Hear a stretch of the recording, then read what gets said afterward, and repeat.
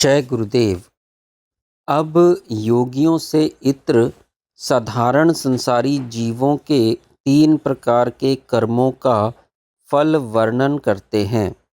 सूत्र: ततः तद्विपाक अनुगुणानाम एव वासनानाम अभिव्यक्ति। उन तीनों प्रकार के कर्मों के फल देने योग्य अवस्था के अनुसार ही वैसी ही गुण वाली वासना उदय होती है। वासना का अर्थ है चित्त का किसी विशेष दिशा की ओर झुक जाना।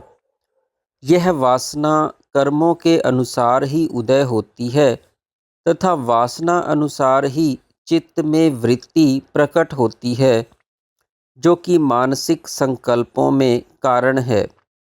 मानसिक संकल्प के अनुसार ही अगले कर्म इंद्रियों के माध्यम से घटित होते हैं। यह वासना ही है जो जीव को नचाती, भरमाती, भगाती एवं शुभ अशुभ कर्मों में कारण है। यदि चित्त में तमोगुणी रजोगुणी संस्कार संचित होंगे तो वासना भी तम रज से युक्त होकर तम रज से प्रभावित ही वृत्ति उदय करेगी। यदि कर्म सत्वगुणी होंगे तो वासना भी सत से युक्त होकर सत वृत्ति का कारण होगी। सत युक्त वृत्ति होने पर सात्विक कर्मों के प्रति इच्छा जागृत होगी। तम रज युक्त होने पर तम रज से प्रभावित कर्म करने में रुचि होगी। इस प्रकार वासना ही कर्मों का फल है। दृश्य जगत त्रिगुणात्मक है। शरीर तथा चित्त भी जगत के ही अंग हैं। जिस प्रकार जगत की प्रत्येक वस्तु एवं घटना किसी न किसी गुण से प्रभावित है, इसी प्रकार चित्त का प्रत्येक परिणाम भी किसी न किसी गुण से ढका हुआ है। सिद्ध योगियों की बात दूसरी है।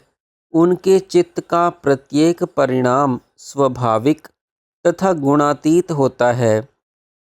सामान्य जीवों का चित्त गुणों में ही उलझा रहता है। संस्कार, वासना, वृत्ति, संकल्प तथा कर्म सभी में किसी न किसी गुण का प्रभाव दिखाई देता है। सात्विक वासना को आत्माभिमुखी होने से शुभ कहा जाता है।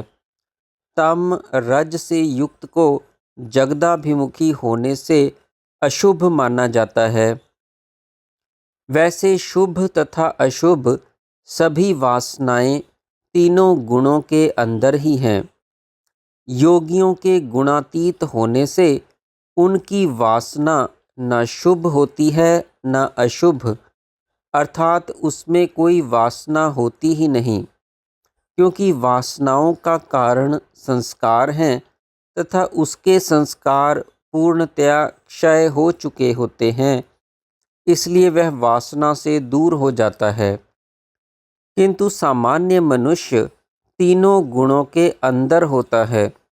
कभी शुभ वासना उदय हो जाने पर महात्मा बन बैठता है, उपदेश देने लगता है, जन कल्याण के कार्य करता है, जप तप में रुचि लेता है, किंतु रज तम भी चित्त में छुपे बैठे अपना कार्य गुप्त रूप से करते रहते हैं।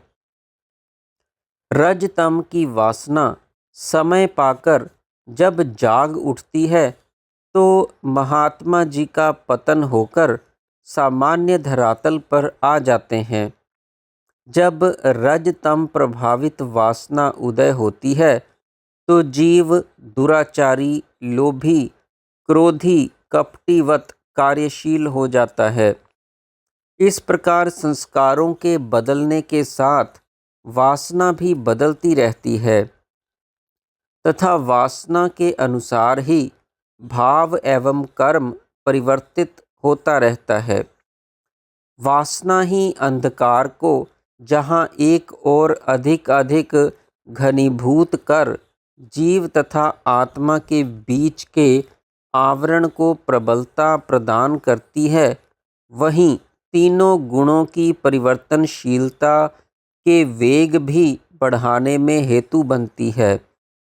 जितना अहंकार घनीभूत तथा गुणों का परिवर्तन कम तीव्र होता है जाता है, उतना ही वासना को भी बल मिलता जाता है। उतनी ही वासना जगदाभिमुखी प्रसव क्रम में नीचे उतरती जाती है।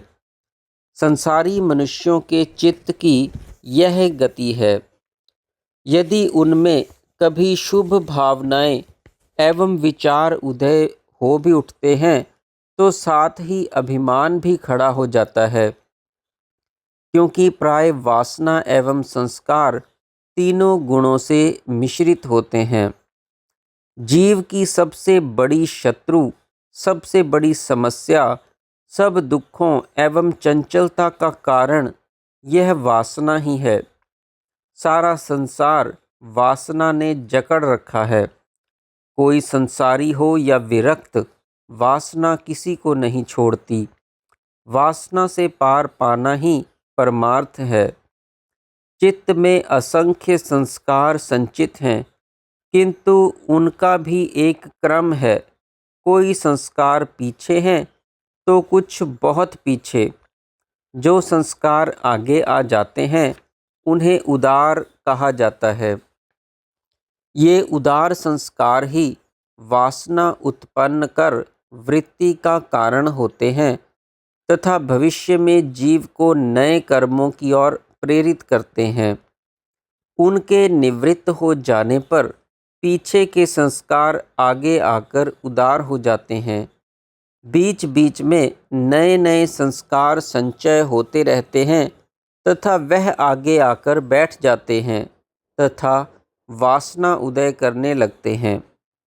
सभी कर्म गुणों से युक्त होने से त्रिविध हैं।